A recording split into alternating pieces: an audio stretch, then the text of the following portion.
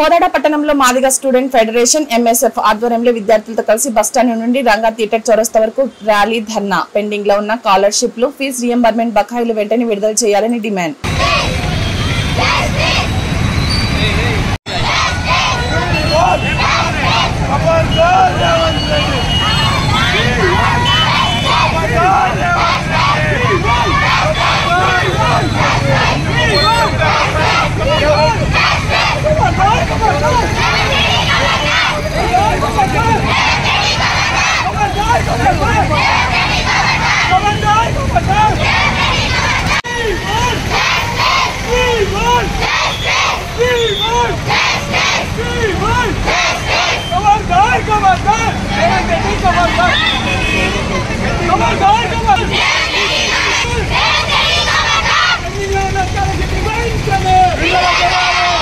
నేను Madiga student federation Suryapet జిల్లా convener మాట్లాడుతున్నాను.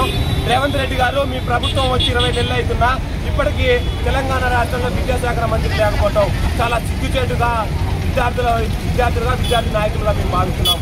మీరు విద్యాశాఖ మినిస్టర్ వేస్తారా? మీరే తక్షణమే స్కాలర్షిప్లు రియంబర్స్మెంట్ విడుదల చేస్తారా?